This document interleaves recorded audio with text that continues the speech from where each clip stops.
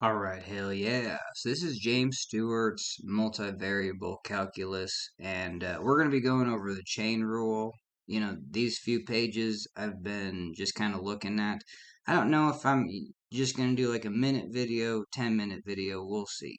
I'm about ready to go to bed, but hell yeah. So we have the chain rule. I'm just going to read it. You know what I mean? We'll see what we want to do. This is kind of let's go over a textbook. Textbooks are hard as hell, especially with no teacher. All right, and I need to work on talking faster, but I don't know, maybe talking slower. Hell yeah. So recall that the chain rule for functions of a single variable, and we're even going to talk what the hell a function is. You know what I mean? Well, we'll get there. Gives the rule for differentiation. So the chain rule uh, gives the rules for differentiation. So if we want to be like, hey, what the hell's differentiation? We'll talk about that.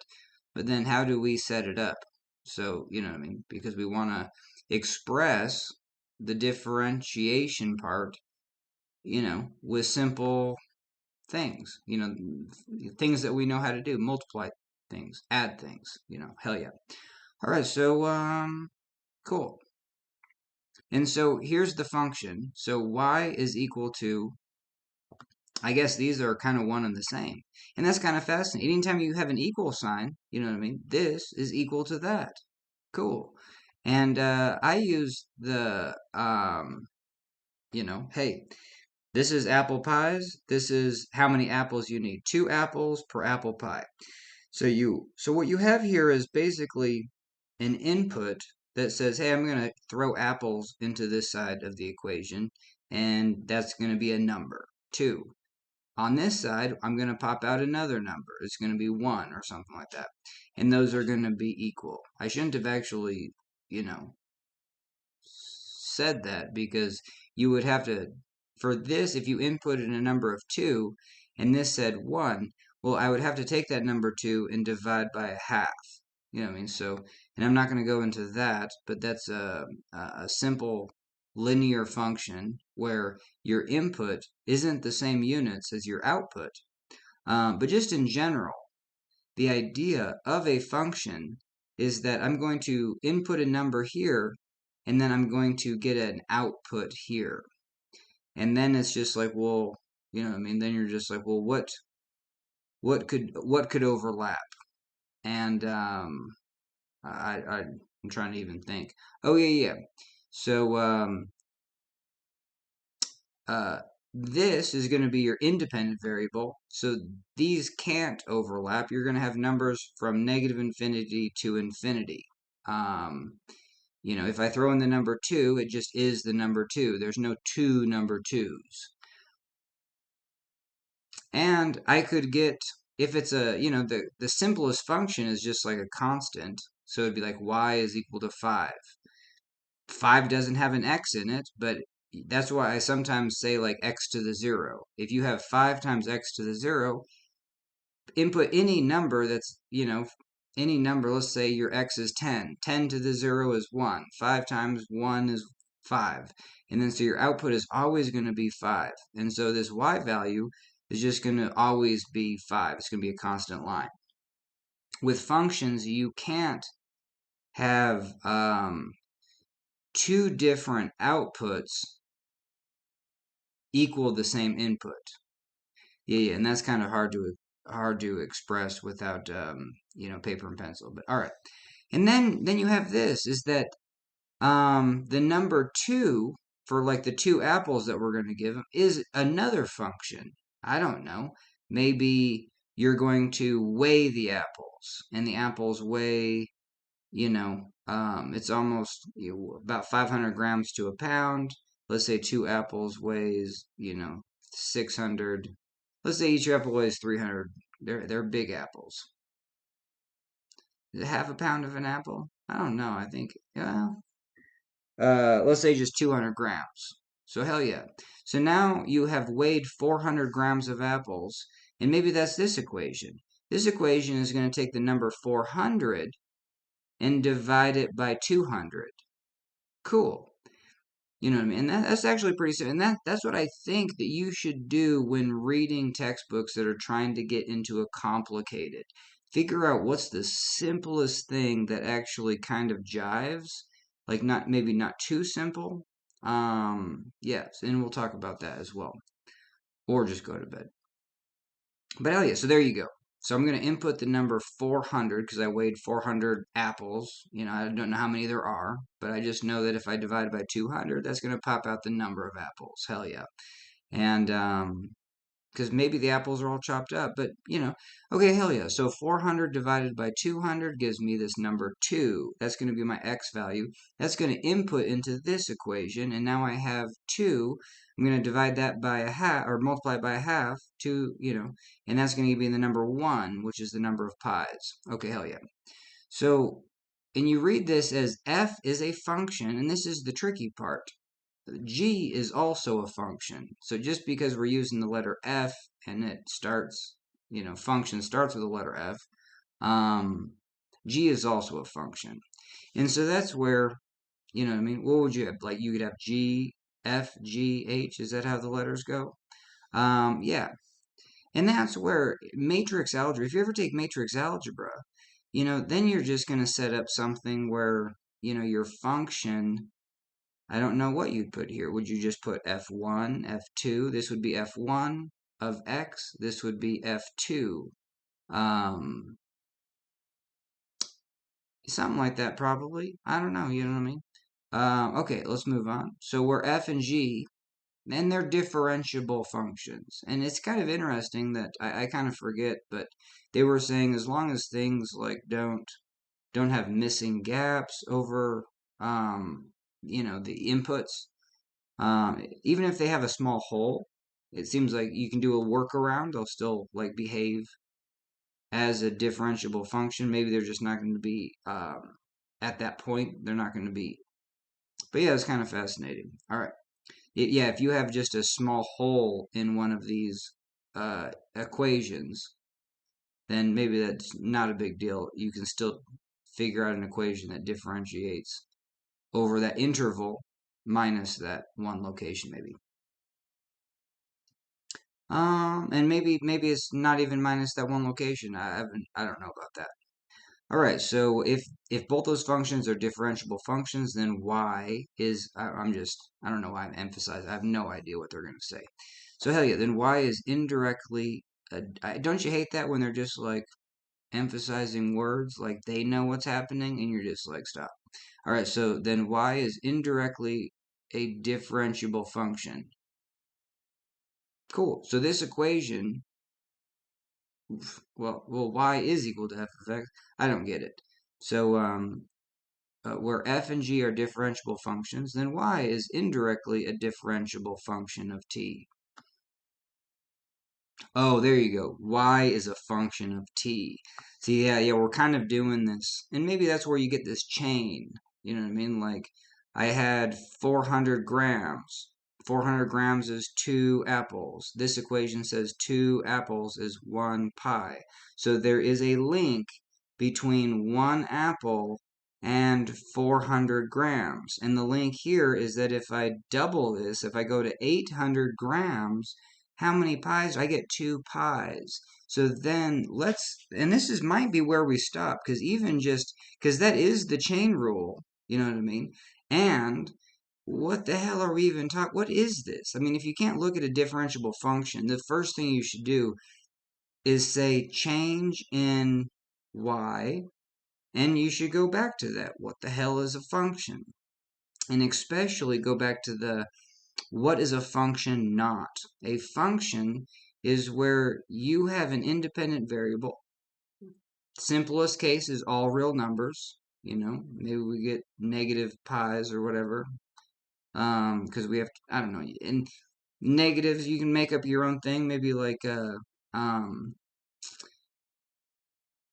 don't know. You could be like positive pies is pies that we got apples off the tree. Negative is we bought them at the store. I have no idea. Cool. And who cares? But yeah, and then we have this. This is your change in.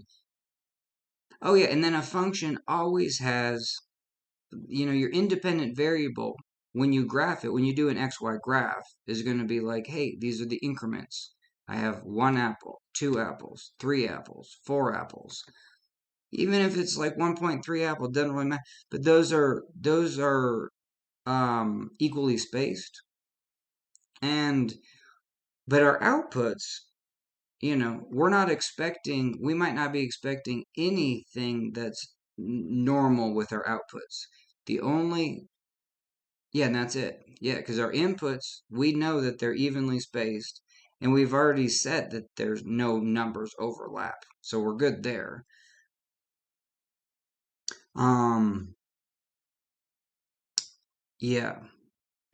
And then our outputs, for every input, we get the output. And if you do that, not the other way around, as long as you have, I don't know. Okay, so let's just look at this. So you have a change in the number of pies divided by the change, and it's not divided by, but it's it's the rate, and I gotta get better at that. I'm gonna take some ice water. But the kicker, this is the Leibniz form, and at least I'm just, saying correct terminology, I guess.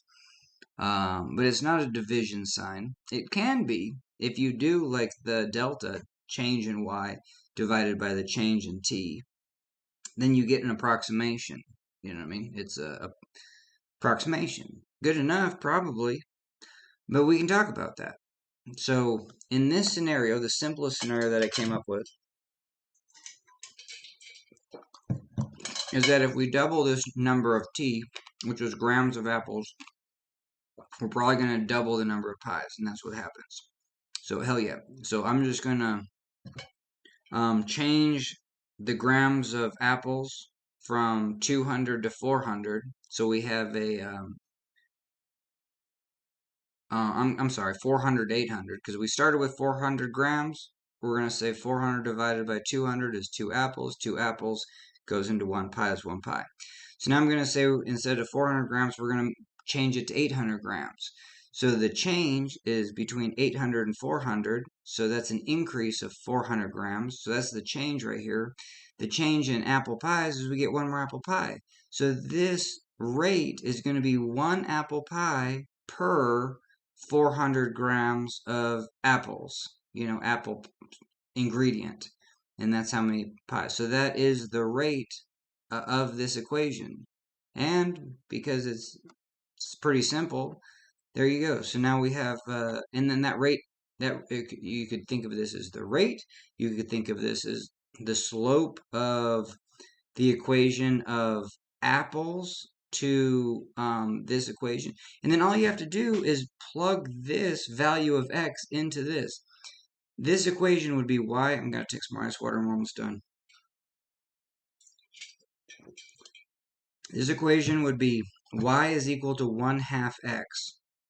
Because if x is 2 apples, divide by 2, multiply by half or whatever, we get 1 apple pie.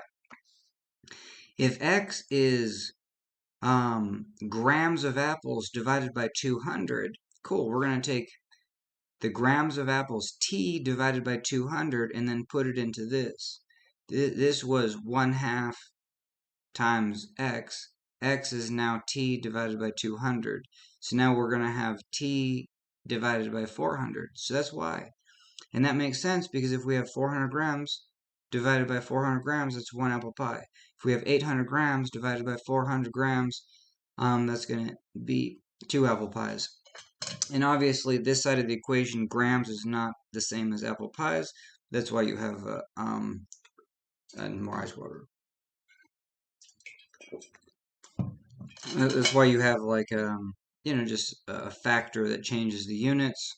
I mean, obviously, you can envision that. Hell yeah, I have this pile of material, apple material, and then I can make apple pies. You know what I mean? So there you go. So that is the rate of if I'm acquiring apple material from picking, going to the store, obtaining apples, chopping them up, weighing them.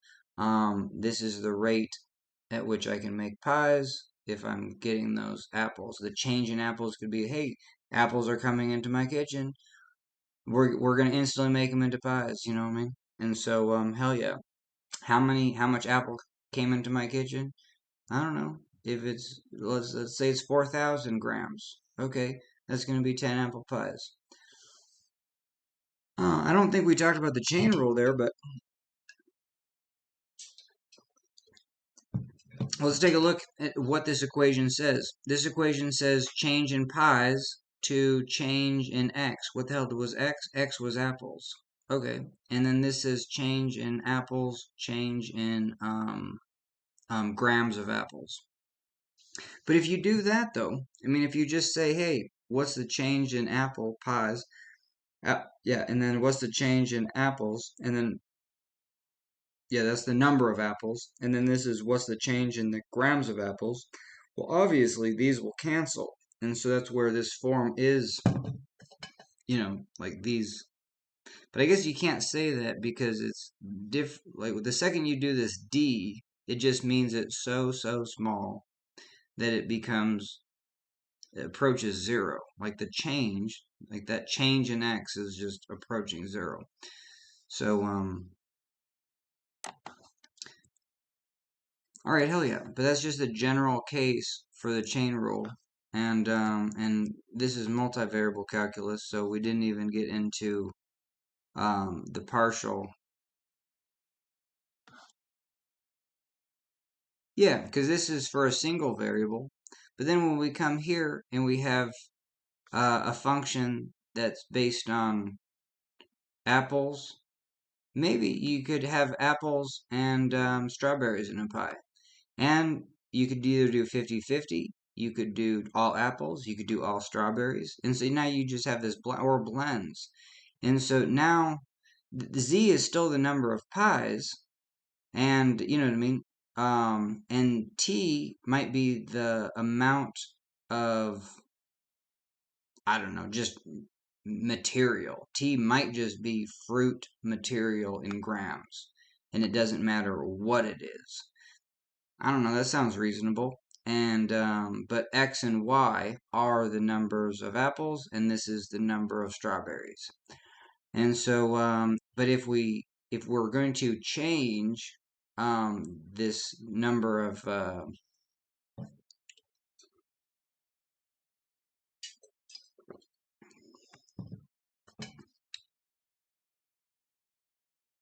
oh yeah, all right, I don't even know what I'm talking about. But yeah, I have to maybe probably come up with better examples, and they just go right into it. And so I'm about done. So it's kind of just intro to the chain rule.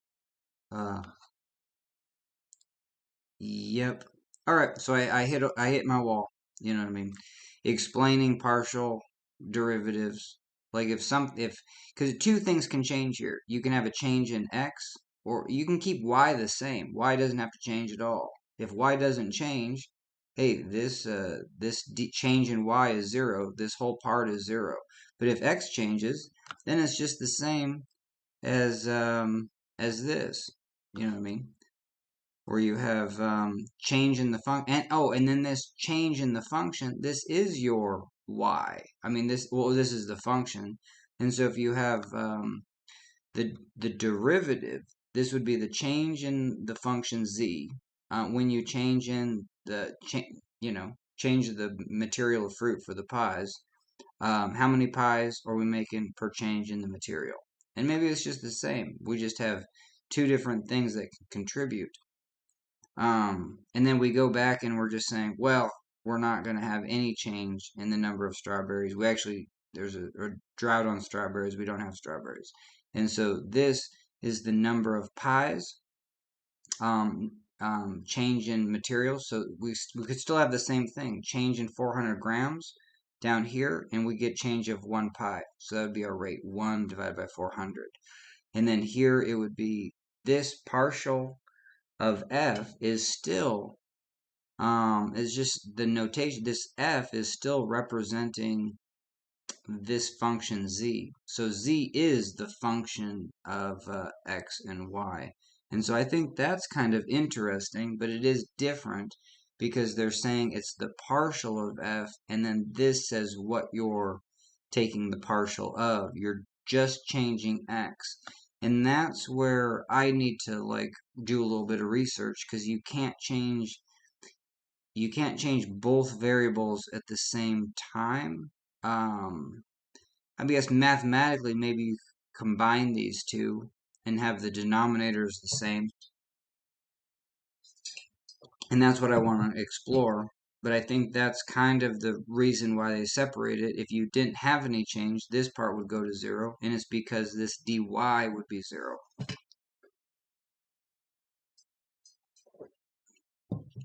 Is that true?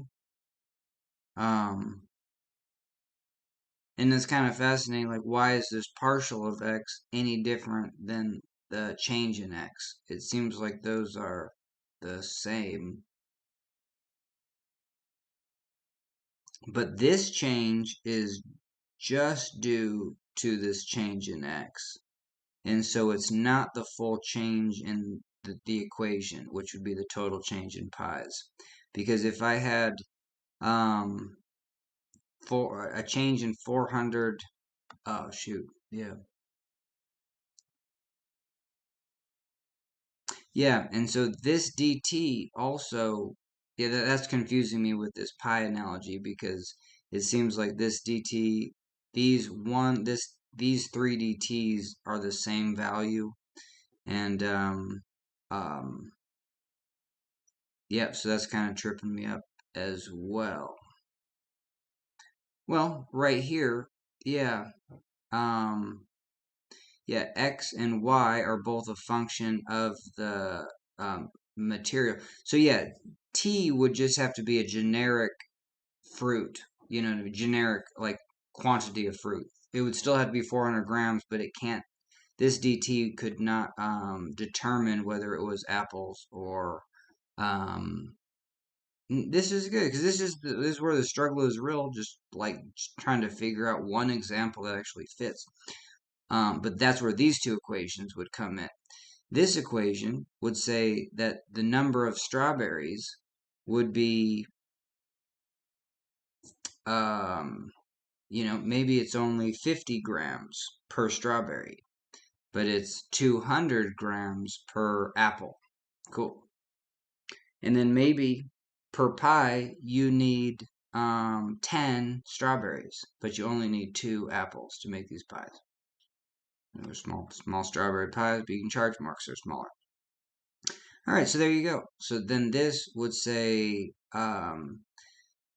50 grams. This would be whatever grams t would be, but then divide by 50 is going to be the number of strawberries. And then this equation that said the number of pies we can make would be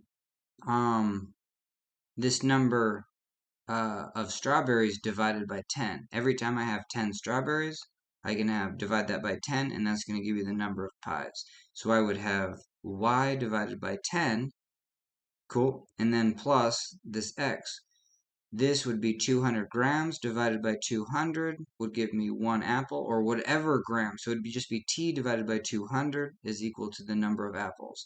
Then up here it would be, and that's x. So that would be x divided by 2. I need 2 apples per pie. So this would be x divided by 2 plus y divided by, what did we say? Y divided by 10. Yeah, y divided by, the number of strawberries divided by 10 gives us 1 strawberry pie. The number of apples, x divided by 2, gives us 1 apple pie. And so there you go. So if we changed x, if we said, well, I want to change x from 2 apples to 4 apples, that gives us a change in 1 pie.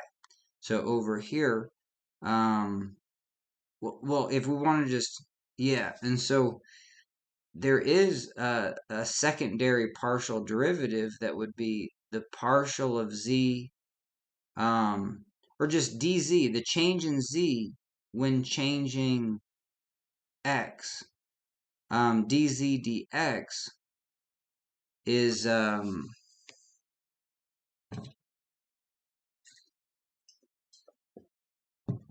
this value right here. This is dz dx. And then this is dx dt. Yes, that's kind of just, it's fascinating that, you know what I mean, this partial of f is still, and I don't know. I think it's just the fact that they use the partial. I'm not up on my notation of why these two aren't partial. I'm okay with the DTs being the same, but why don't and why are these two different terms even though they probably in a sense cancel? Um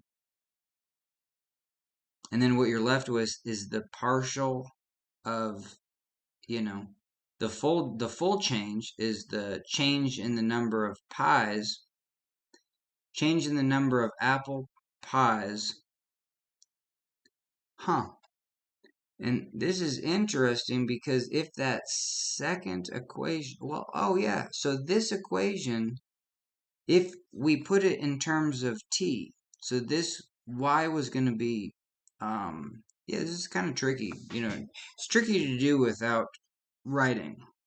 If we were saying if we had t was 50 grams.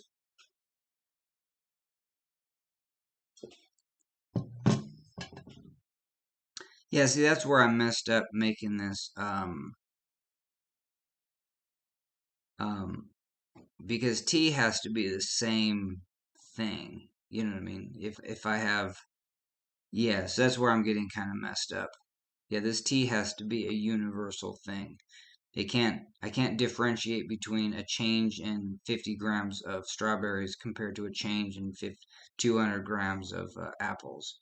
So that's kind of where I'm getting messed up on this one. So we'll have to come up with a better example. But basically, it would be like, hey, if I change t in this one, it's the same t in this equation, and then both those go into this equation, and we can separate them as if one's not changing, and then just finding the one, and then pretend like this one's not changing, find the other, and then the total change, if it was pies per fruit material, would be the combination of both of them. So, but that is, my example did not work out. Anyway, so hell yeah. And this next part's brutal because we have this epsilon, and that goes back to actually something in the previous chapter. And that's where I just wanted to start here. I was just like, hell yeah, let's do it. Chain rule for multivariable stuff. And it's just fascinating that I came across this symbol, and it required me to go back into the previous section and go through some stuff. So anyway, all right, hell yeah, this video sucked, but it's just one of those things where it's just like, hey, I'm not gonna do a video, so might as well do a video before I go to bed. And even if it's awful, I think it's good to talk through things, and then, but like right now, I should be looking up, I don't know, find a way to chat GPT. When do you use the partial sign, and when do you not use the partial sign? But anyway, I think I'm done. Thanks for joining me. Hell yeah.